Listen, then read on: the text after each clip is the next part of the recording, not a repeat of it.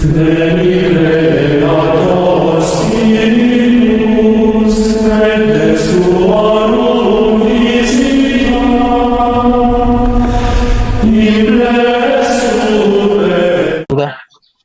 terima kasih banyak berkat dan perlindungan atas segala rahmat dan penyertaan sampai saat ini. Kami mohon berkailah kami dalam pelajaran ini agar apa yang disampaikan oleh Romo dapat kami maknai serta berguna bagi masa depan kami. Demi Kristus Tuhan dan pengantara kami. Amin. Amin. Dalam nama Bapa Dan Putra dan Roh Kudus. Kudus. Amin. Baik, selamat sore, selamat siang semua. Ya, para mahasiswa yang terkasih. Ya. Sudah beberapa kali pertemuan kita berbicara. Ya, minggu lalu saya tidak ada ya. Ya, minggu lalu tidak jadi karena kegiatan di OPOI. Hari ini kita bicara tentang Yesus Kristus, yaitu semacam Tuhannya orang Kristen. Dan di sini tentu saja ada Kristen yang bukan Katolik dan teman-teman Muslim. Anggap saja ini sebagai kesempatan untuk mengenal apa iman orang Katolik secara kognitif, yaitu tentang siapa Tuhan Yesus menurut orang Katolik. Karena itu, pada kesempatan ini kita akan membahas katekismus Gereja Katolik, yaitu ajaran tentang Tuhan Yesus Kristus. Itu dari katekismus Gereja Katolik 430 sampai 500-an. Ya, setiap tapi kita batasi pada kesempatan ini sampai 482 kalau waktu memungkinkan. Nanti kita baca bersama lalu beberapa komentar ya tentang KGK nomor 430 itu tentang Tuhan Yesus. Siapa Tuhan Yesus? Jadi saya akan share dari sini ya, dari KGK yang bisa kita temukan online ya. Katekismus Gereja Katolik itu bacaan wajib bagi orang-orang Katolik ya. Nah, di sini ada katekismus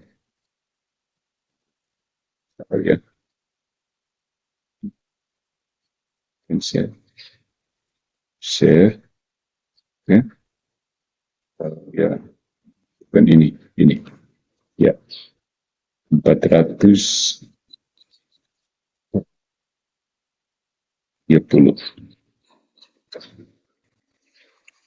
Oke, iya. Di situ share ya. Oke, bisa lihat ya di screen. Tentang artikel kedua dari artikel iman kita dalam kredo yang dijelaskan dalam katekismus Gereja Katolik. Di situ aku percaya akan Allah Bapa yang Maha Kuasa pencipta langit dan bumi, dan akan Yesus Kristus putranya yang tunggal Tuhan kita, dan akan Yesus Kristus putranya yang tunggal Tuhan kita. Jadi itu pernyataan itu maksudnya apa? Itulah yang dijelaskan, dan mari kita bersama-sama mencoba melihat apa maksudnya Yesus Kristus, putranya yang tunggal, Tuhan kita. Jadi ada Yesus, ada Kristus, ada putranya yang tunggal, lalu ada Tuhan dari kita. Ya, itu pengakuan iman dari orang-orang Katolik dan Kristen pada umumnya. Karena ini adalah hasil dari kredo Nicea Konstantinopel. Jadi semua orang Kristen mengimani hal ini. Kecuali beberapa orang Kristen yang tidak percaya bahwa Yesus adalah Tuhan. Ya. Dan tentu saja teman-teman kita yang Muslim yang percaya bahwa Yesus atau Isa adalah seorang nabi. Nah, yang pertama mari kita lihat dari KGK 430 ya. Nama Yesus. Yesus. Di Indonesia jarang ya ada orang yang memilih nama Yesus, tapi di Amerika Latin hal biasa orang memakai nama Yesus. Jesus. Ya, nama ini dalam bahasa Ibrani itu berarti Allah membebaskan. Ya, Allah membebaskan, Tuhan membebaskan. Ya. Nah, waktu malaikat Gabriel memberi kabar kepada Maria bahwa dia akan mengandung, Maria, ya Tuhan itu sendiri sudah memilihkan nama untuk bayi yang akan dilahirkan itu. Ya. Yesus artinya ya Allah membebaskan, artinya Allah menyelamatkan dari dosa, karena tidak ada seorang pun yang mengampuni selain Tuhan sendiri. Ya. Nah, di dalam diri Yesus ini, ya Tuhan menyimpulkan seluruh rencana keselamatannya. Jadi sejak kejatuhan di Adam di Taman Eden, saat itu pula Tuhan sudah merencanakan penebusan untuk supaya manusia diangkat kembali melalui Yesus dan Bunda Maria. Jadi sejak Hawa jatuh ke dalam dosa, pada kitab Kejadian bab 3 ayat 15, Tuhan menubuatkan tentang seorang wanita dan keturunannya yang akan meremukkan ulat. Ya. Wanita itu adalah Maria sebagai Hawa baru, dan keturunannya itu adalah Yesus, yaitu Adam yang baru. Nah, itu tentang nama Yesus ya. Nah, dalam sejarah keselamatan 431, Tuhan tidak hanya membebaskan Israel itu dari rumah perhambaan, ya, tetapi ya dengan mengantar mereka keluar dari Mesir. Mereka kan diperbudak di Mesir selama bertahun-tahun, dan Tuhan membimbing mereka keluar. Kalau kita ingat dalam perayaan Paskah itu ada peringatan lewatnya bangsa Israel melewati Laut Merah, di mana Musa mengerjakan mujizat, laut terbelah dan mereka boleh berjalan di antara belahan laut tersebut. Ya, Laut Merah. Tetapi penyelamatan Tuhan ini bukan sekedar menyelamatkan mereka dari perbudakan Mesir, tapi ini adalah pralambang penyelamatan seluruh umat manusia dari perbudakan dosa. Ya. Nah, penyelamatan itu yang nyata dalam diri Tuhan kita Yesus Kristus. Jadi Israel diselamatkan dari perbudakan Mesir, orang-orang Kristen seluruhnya diselamatkan dari perbudakan dosa. Nah, nama Yesus ini mengatakan bahwa Allah hadir dalam pribadi putranya. Dia menjadi manusia supaya menebus semua orang dari dosa mereka secara definitif. Ya. Jadi Yesus ini nama ilahi. Ya, karena itu orang-orang kita yang di timur, budaya timur tidak sembarang menggunakan nama Yesus. Orang-orang yang di barat ya anggap itu nama panggilan seperti biasa. Atau bahkan di tempat di mana Yesus lahir dan besar itu nama Yesus adalah sekian banyak, satu di antara sekian nama yang ada. Ya. Sekedar berarti Yahweh menyelamatkan. Tapi ketika digunakan oleh Putra Allah itu sendiri, nama ini menyandang maknanya yang sebenarnya. Menyandang makna yang sejati, yaitu Yahweh menyelamatkan, Allah menyelamatkan. Ya. Jadi nama selain sebagai sebutan, tetapi juga hakikat dari pribadi itu sendiri adalah Tuhan yang mau menyelamatkan, bukan sekedar nama. Ya. Dulu kalau ya orang-orang NTT kebudayaan dulu sebelum mengenal Kristen itu nama-nama, terutama nama-nama suku sekarang yang dipakai sebagai marga orang NTT itu menunjukkan biasanya posisi, status atau peranannya di dalam masyarakat. Ya, ada misalnya iya, ada banyak. Kamu bisa cari contoh sendiri. Orang TTU, orang Timur, orang Rote, orang Flores. Biasanya nama marga kita itu menggambarkan sesuatu tentang hakikat kita. Nah, itu apalah arti sebuah nama dalam nama Yesus. Ya. Dan nama ini begitu dahsyat ya. Di dalam namanya, di bawah kolong langit ini tidak ada nama lain yang diberikan kepada manusia yang olehnya kita dapat diselamatkan. Ya. Hanya nama Yesus. Yesus saja. Dan nama Allah penebus ini diserukan demi pemilihan dosa, silih, menanggung dosa-dosa kita. Ya. Dalam perjanjian lama orang biasanya melaksanakan silih dosa dengan mempersembahkan kurban. Dalam perjanjian baru ketika Yesus datang, itu silih dosa itu melalui kurban Yesus sendiri di atas kayu salib. Ya. Jadi Yesus menurut Santo Paulus, Yesus telah ditentukan Allah menjadi jalan perdamaian karena iman dalam darahnya. Ini kan korban. Ya. Maka dari itu dimaksudkan bahwa dalam kodrat manusianya ada Tuhan yang mendamaikan dunia dengan dirinya oleh Kristus. Nanti kita akan lihat apa artinya Kristus. Jadi kebangkitan Yesus itu selain hidup di antara kita, mengajar, mengelilingi banyak orang, banyak berbuat baik, berkeliling sambil berbuat baik, melakukan banyak mujizat, sampai akhirnya dia menderita sengsara, wafat, kemudian bangkit. Ya. Dan kebangkitannya itu memuliakan nama Allah sebagai pembebas. pembebas manusia. Karena dengan kebangkitannya itu, pada saat menderita, dia turun ke tempat penantian, membawa serta orang-orang yang menanti di tempat penantian selama ini, karena gerbang surga belum terbuka, memasukkan mereka ke dalam surga. Karena dengan kebangkitannya, Yesus membuka gerbang surga. Ya. Nama Yesus ini adalah inti dari doa-doa Kristen. Ya, doa-doa liturgi ditutup dengan rumus demi Yesus Kristus Putramu Tuhan kami. Ya. Doa salah karyanya orang Katolik juga berpuncak pada terpujilah buah tubuhmu. Buah tubuh Maria adalah tidak lain dan tidak bukan adalah Yesus. Ada satu doa meditasi dari gereja-gereja timur, yaitu yang menyebut nama Yesus berulang kali, sama seperti orang di barat menyebut nama Salam Maria berulang kali. Mereka, Yesus Putra Allah, kasihanilah aku orang berdosa. Yesus Putra Allah, kasihanilah aku. Atau pakai bahasa Yunani, Kyrie eleison, Kyrie eleison. Itu diulang-ulang terus menjadi meditasi doa batin. Ya. Dan banyak orang Kristen yang meninggal sama seperti Santa Jeanne d'Arc. Itu satu orang pahlawan dari Prancis, itu meninggal dengan perkataan Yesus di Bibel mereka. Terus menyebut nama Yesus. Jadi betapa dahsyat nama ini bagi orang Kristen, ya. Nah, itu tentang nama Yesus. Tetapi kenapa kita juga percaya Yesus ini Kristus. Jadi Yesus Kristus. Itu lengkapnya Tuhan Yesus. Tapi kita tidak sampai di Tuhan. Jadi ada Yesus, ada Kristus. Nah, Kristus ini adalah kata Yunani untuk ungkapan bahasa Ibrani Mesias, atau bahasa Arabnya Al-Masih. Al-Masih, ya. Yang berarti yang terurapi, ya. Jadi menjadi nama bagi Yesus karena Yesus secara sempurna memenuhi perutusan ilahi yang dimaksudkan oleh gelar Kristus itu sendiri. Yesus adalah Dia yang diurapi. Jadi peristiwa pengurapan ini sepanjang perjanjian baru, perjanjian lama sebelum Kristus datang itu adalah pengangkatan seseorang menjadi raja atau imam. Jadi dia ditandai dengan pengurapan di atas kepalanya dengan minyak, lalu kemudian dia menjabat tugas tertentu. Nah, Yesus sendiri disebut menyandang gelar sebagai Dia yang diurapi, Mesias, Al-Masih. Dan Mesias ini adalah kerinduan orang-orang setelah pembuangan di Babylon, ya, bahwa Tuhan akan datang membebaskan mereka.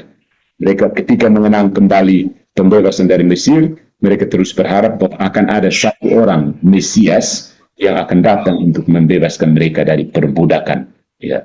Karena bangsa Israel sudah itu pada zaman pemerintahan raja-raja dan nabi-nabi itu terbengkalai, dikuasai oleh raja-raja bangsa lain, menjadi budak dari bangsa lain. Jadi mereka mengharapkan akan datangnya seorang Mesias. Sampai pada akhirnya mereka juga dijajah bangsa Romawi. Mereka tetap mengharapkan akan adanya seorang penebus, seorang Mesias, seorang Kristus. Ya, jadi Kristus. Nah, secara khusus Mesias itu orang yang diutus Tuhan untuk mendirikan kerajaan Tuhan secara definitif. Ya, ya, kalau dulu raja-raja Israel diurapi untuk menjadi raja Israel, pengurapan Kristus ini, Yesus yang menjadi Kristus ini adalah untuk menegakkan kerajaan Tuhan itu sendiri. Ya, sekaligus sebagai raja dan imam, tetapi juga sebagai nabi. Jadi dengan pengurapan Yesus dengan menyandang Kristus, Dia sekaligus resmi sebagai raja, imam, dan nabi. Ya. Juga seperti ini yang terus dilanjutkan, ya, dengan partisipasi dari para imam dan para uskup. Para uskup dan para imam mengambil 3 tugas dari melalui sakramen imamat, mereka mengambil 3 tugas dari Kristus ini untuk menjadi nabi, menjadi raja, dan menjadi imam. Tapi juga oleh sakramen pembaptisan, setiap orang Kristen mengambil 3 tugas Kristus ini, menjadi imam, menjadi nabi, dan menjadi raja.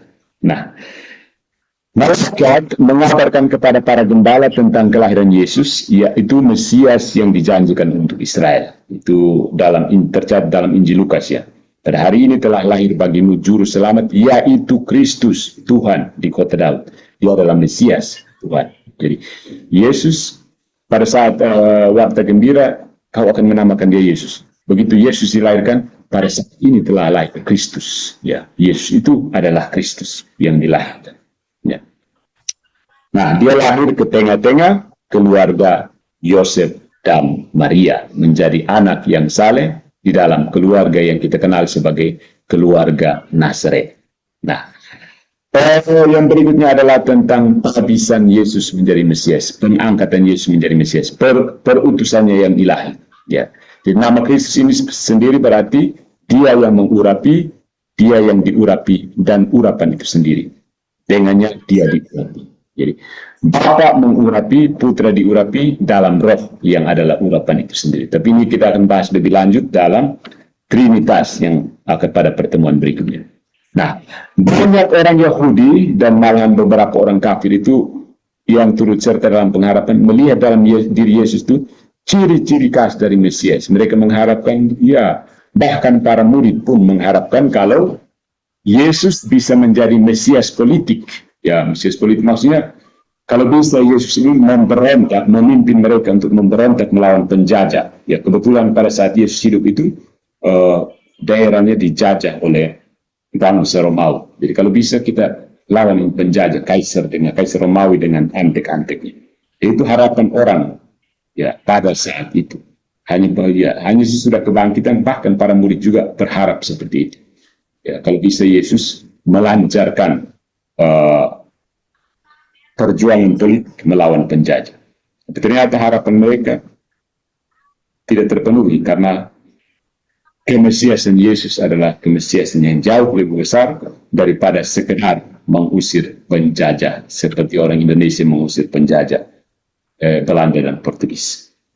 Nah, Yesus sendiri akhirnya menerima pengakuan sebagai Mesias itu dari rasul yang terbesar yaitu Petrus sendiri. Ya. Ketika di suatu tempat di Kaisarea Filipi, di luar dari kawasan bangsa Yahudi, tempat di mana orang kafir tinggal, Yesus bertanya kepada para murid, menurut kata orang siapakah aku ini? Ya. Murid menjawab, ada yang mengatakan Elia, ada yang mengatakan Nabi yang akan datang. Jawaban itu salah semua, kata orang. Kata orang terhadap Yesus ini salah semua. Kemudian Yesus bertanya kepada 12 murid, menurut kamu siapakah aku ini? Tidak ada yang menjawab. Akhirnya satu orang tampil ke depan, Petrus mewakili 11 orang lainnya, menyatakan engkau adalah Mesias, Putra Allah yang hidup. Ya. Dengan pengakuan itu kita tahu selanjutnya Yesus mendirikan gerejanya di atas iman Petrus. Petrus dan imannya, bukan sekedar Petrus atau imannya. Petrus dan imannya itu kokoh. Karena iman yang kokoh itulah yang menjadi fondasi untuk mendirikan gereja. Kita lihat lagi, Yesus Kristus ini adalah Putra Allah yang tunggal. Jadi, kredo kita mengatakan, aku percayakan Yesus Kristus, sudah kita lihat, Putra Allah yang tunggal. Apa maksudnya Putra Allah yang tunggal? Ya. Jadi dalam kitab suci perjanjian lama, kata Putra Allah, ya harfiahnya anak dari Allah kan. Tuhan punya anak. Ya. Diberikan kepada para malaikat, kepada bangsa terpilih, kepada anak-anak Israel, dan kepada para raja, yaitu dalam konteks perjanjian lama. Ya. Itu berarti status anak angkat, ya diangkat menjadi anak, dan membangun hubungan antara Tuhan dengan manusia yang tercipta ini. Nah, jadi kalau Raja Mesias terjanji dinamakan Putra Allah, maka arti harfiah dari teks-teks ini tidak selalu memaksud bahwa dia lebih dari manusia biasa saja, bukan sekedar dia hanya manusia, lalu diangkat, karena itu lebih sedikit saja di atas manusia. Ya, secara dalam konteks perjanjian lama, orang-orang tidak menyapa Yesus sebagai Mesias Israel. Ya, karena mereka tidak mau mengatakan sesuatu yang lebih dari itu. Karena kenyataannya, ketika Yesus mengatakan bahwa dia lebih besar dari Abraham, atau dia adalah anak Allah, imam-imam kepala mengatakan bahwa ini penghujatan terhadap dia, blasfemi. Kan dia menyatakan dirinya Putra Allah. Dan itu sebenarnya salah satu alasan kenapa Yesus divonis untuk mati oleh imam-imam kepala dan orang-orang Farisi dan ahli Taurat. Karena dia mengaku sebagai Putra Allah. Ya. Dan Putra Allah bukan sekedar Putra Allah konteks perjanjian lama. Dia menegaskan bahwa dia literary anak Allah. Secara harfiah dia memang anak Allah. Dia menyatakan itu dan tegas. Dan justru karena itu, dia divonis untuk mati. Ini penghujat harus dihabisi. Nah, ketika Ya, orang-orang Yahudi sadar seperti itu ya, bahwa menyebut diri sebagai anak Allah harafiah itu tidak mungkin. Yang dimaksud adalah anak Allah yang anak angkat. Ya. Tetapi Petrus, salah satu di antara orang-orang Yahudi yang dekat itu yang berani untuk mengatakan, engkau adalah Mesias, anak Allah yang hidup. Ya.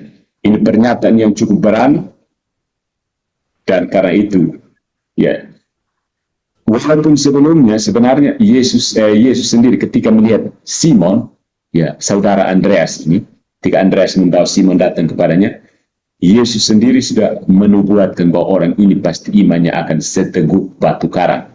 Karena itu dia mengganti nama Simon menjadi Kefas. Kefas dalam bahasa Ibrani, bahasa Aram artinya batu karang. Kefas. Jadi dia yang mewakili para rasul lainnya untuk membuat pengakuan bahwa Yesus adalah putra Allah yang hidup. Dan sejak awal itu, pengakuan ini adalah pusat dari iman para rasul, iman yang apostolik. Ya. Dan sebagai orang pertama, Petrus mengakui iman ini sebagai dasar dari gereja. Jadi, fondasi dari gereja. Menurut tradisi Katolik, gereja Katolik itu dibangun dengan fondasi Petrus secara figuratif maupun secara harfiah. Karena secara figuratif ya iman Petrus cukup kokoh sehingga bisa menjadi fondasi untuk gereja. Tapi secara harfiah di bawah, di atas makam Petrus inilah didirikan Basilika Santo Petrus, gereja terbesar di kota Roma, di Vatikan. Basilika Santo Petrus berdiri persis di atas makam tulang belulang dari Petrus, si nelayan Yahudi. Nah, bagaimana Petrus bisa mengenal kekuatan transenden, iman yang transendental? Dia bisa melihat melampaui yang dilihat oleh teman-temannya. Ya. Dia bisa mengenal sifat transenden dari keputraan ilahi, keanakan ilahi. Ya. Jadi engkau putra Allah, waktu dihadapkan di pengadilan, kamu sendiri mengatakan bahwa akulah anak Allah.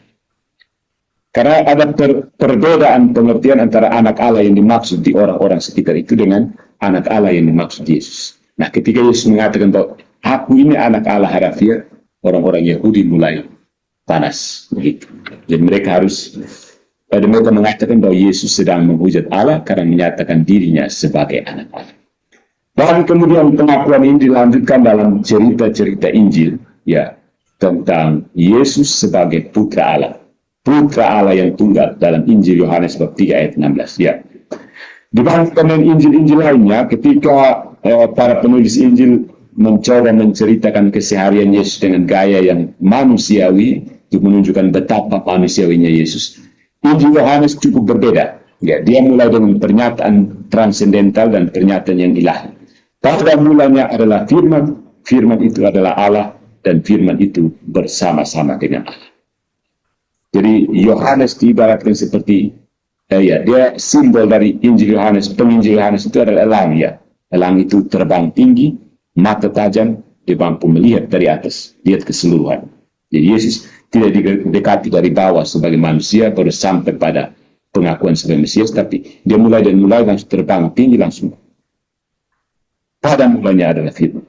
Dia menyatakan bahwa Yesus itu adalah firman Allah yang menjadi manusia. Itu pernyataan khas dari Injil Yohanes yang membedakannya dari ketiga Injil lainnya yang secara bersama disebut sebagai Injil sinoptik.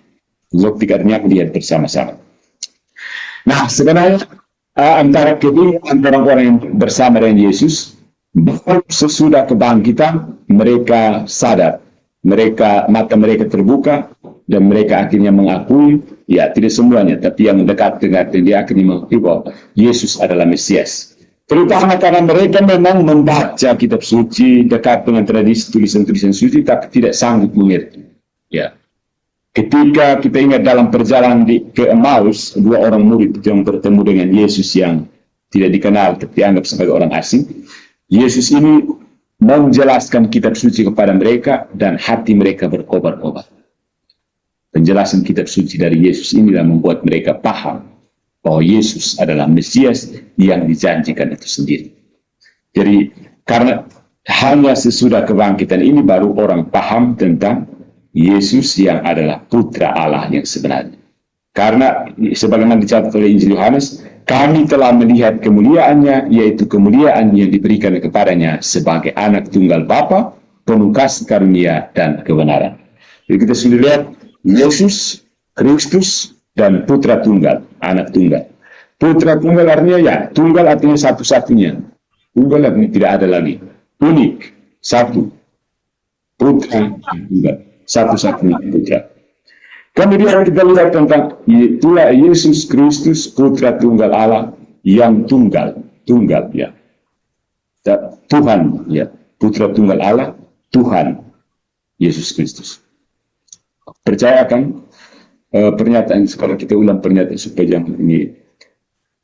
Dan akan Yesus Kristus putranya yang tunggal, Tuhan kita. Ya. Sekarang Tuhan ini, ya, ini persoalan karena orang-orang di luar Kristen akan bertanya kepada kita, nama Tuhan kamu siapa, berapa Tuhanmu, dan seterusnya.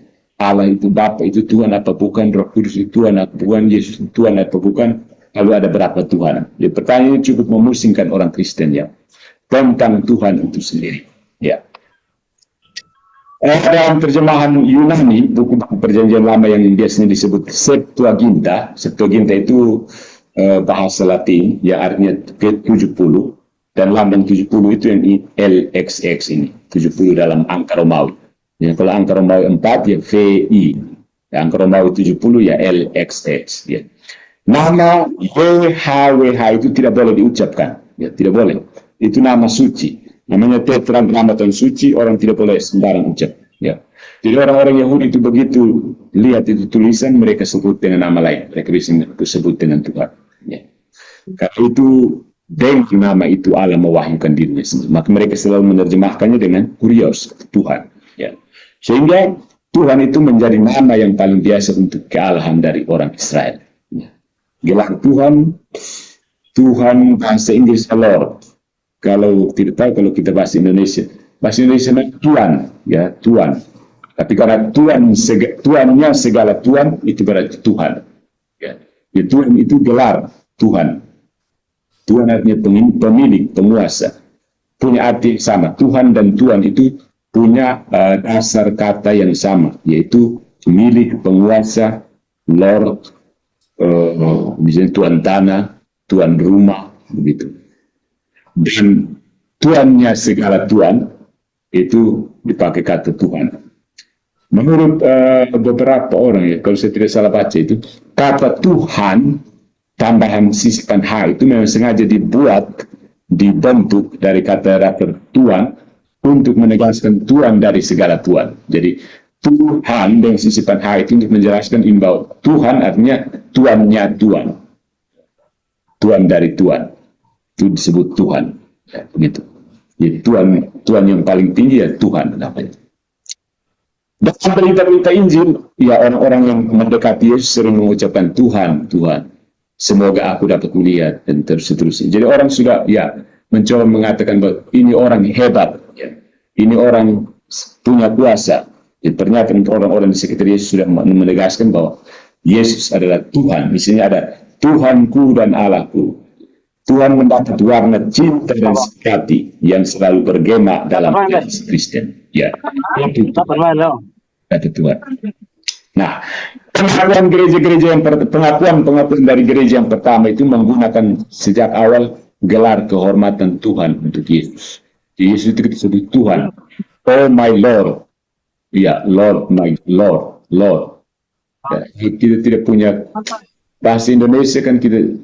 Ini harusnya kembali ke bahasa-bahasa daerah kita baru dapat. Tuhan itu artinya apa? Usif. Kalau bahasa daun itu usif. Ya, seperti itu. Penguasa dan seterusnya. Ya. Tapi kalau sudah masuk Tuhan dan Tuhan sudah mulai kabur karena seperti pemikiran kita kalau Tuhan berarti sudah masuk ke Allah. Dan memang Tuhan yang paling Tuhan adalah Allah sendiri. Ya. Jadi sejak awal orang-orang Kristen sudah menyebut Tuhan dengan gelar yang simpatik dan penuh cinta kasih. Yesus adalah Tuhan. Tuhanku Yesus Kristus. Tuhan kita. Jadi gelar Tuhan ini memberi kepada doa Kristen warnanya sendiri. Tuhan kita Yesus Kristus. Ya. Tuhan sertamu. Demi Yesus Kristus Tuhan kami. Ya. Maranatha, Tuhan datang. Ya, datanglah ya Tuhan. Datanglah ya Tuhan Yesus. Ya. Jadi itu beberapa poin tentang Yesus Kristus Putra Tunggal Tuhan kita. Yesus Kristus Putra Tunggal Tuhan kita. Jadi itu pengetahuan isi iman kita tentang Tuhan Yesus Kristus. Nah, yang pertama di dunia modern kita sekarang, saudara-saudariku, para orang-orang sekuler itu mencoba untuk memisahkan Yesus yang historis dan Kristus yang diimani orang Kristen. Jadi menurut mereka ada Yesus yang historis yang pernah hidup di Nazaret, itu tidak punya hubungan dengan Kristus yang diimani oleh orang-orang Kristen sekarang. Dan menurut teori konspirasi dari sekularisme ini, Yesus itu dia orang biasa-biasa saja. Kemudian Kristus yang diimani ini adalah buah dari ajaran Paulus. Jadi Paulus itu yang mengangkat Yesus menjadi Tuhan, sehingga menjadi Kristus yang diimani orang Kristen. Jadi orang mencoba untuk mengatakan bahwa Yesus dan Kristus itu dua hal yang berbeda. Yesus memang benar manusia yang pernah hidup, tapi Kristus itu manusia buatan, ya, manusia artifisial buatan dari pengikutnya yang begitu semangat, begitu antusias, dan dia akhirnya mengangkat dia menjadi Kristus yang kemudian diimani oleh orang Kristen. Tapi itu tanggapan dunia sekuler, bukan urusan kita. Bukan urusan kita untuk berapologisi. Jadi itulah pemahaman orang Kristen tentang Tuhan Yesus Kristus, tentang Yesus Kristus Putra Tunggal Tuhan kita, Tuhan orang Kristen maksudnya. Karena ada juga yang agama besar yang mengakui dengan nama yang dalam bahasa asli mereka sebagai seorang nabi besar yang juga dihormati. Tentu saja dengan pendekatan yang berbeda-beda. Nah, ada beberapa teks singkat untuk menegaskan kembali penjelasan tadi. Yang pertama, nama Yesus itu berarti Allah membebaskan. Ya, anak perawan Maria dinamakan Yesus karena ia akan menyelamatkan umatnya dari dosa mereka. Di bawah kolong langit tidak ada nama lain yang diberikan kepada manusia yang olehnya kita diselamatkan. Ya. Kemudian Kristus berarti yang diurapi, Mesias. Yesus adalah Kristus karena Allah mengurapi Yesus dengan Roh Kudus dan kuat kuasa, bukan karat kuasa, kuat kuasa. Dan dia adalah yang akan datang, harapan Israel. Kemudian Putra Allah menyatakan hubungan unik dan abadi dari Yesus Kristus dengan Allah Bapanya. Dialah Putra Bapa yang tunggal, malahan dia sendiri adalah Allah. Sebagai seorang Kristen, baik yang Katolik maupun yang bukan Katolik, orang harus percaya bahwa Yesus Kristus adalah Putra Allah. Meskipun ada orang yang mengaku Kristen tapi tidak percaya bahwa Yesus adalah Tuhan. Mereka percaya bahwa Yesus adalah Putra Allah tetapi bukan Tuhan. Ada yang percaya bahwa Yesus adalah Kristus tetapi bukan Putra Allah dan bukan Tuhan. Ada juga, bervariasi banyak sekali. Itu perbedaan tafsiran terhadap kitab suci. Kemudian Tuhan ini menyatakan kekuasaan penguasa ilah. Jadi dia bukan sekedar penguasa dunia, tapi juga penguasa yang ilah. Dan mengaku Yesus sebagai Tuhan atau berseru kepadanya berarti percaya kepada keilahiannya. Ya. Tidak ada seorang pun yang dapat mengaku Yesus adalah Tuhan selain oleh Roh Kudus. Yaitu iman orang Kristen, terutama kalau di sini yang secara khas Katolik, tentang Yesus Kristus Putra Tunggal Tuhan orang Kristen. Tentu saja akan muncul pertanyaan seperti kenapa dia bisa jadi manusia, kenapa harus menjadi manusia, dan akan itu kita akan lihat dalam pertemuan berikutnya. Ya, lanjutan dari artikel yang ketiga, Yesus Kristus dikandung dari Roh Kudus dan dilahirkan oleh perawan Maria, yang menderita sengsara, wafat dan dimakamkan, yang bangkit pada hari ketiga, yang turun ke tempat penantian pada hari ketiga, bangkit dari antara orang mati, yang naik ke surga, duduk di sebelah kanan Allah Bapa yang Maha Kuasa. Penjelasan selanjutnya nanti saya beri sebagai tugas. Ini saya pikirkan lagi. Dan untuk pertemuan kita hari ini cukup sampai di sini. Terima kasih atas perhatian, dan kalau ada pertanyaan boleh silakan raise hand, komentar, dan seterusnya.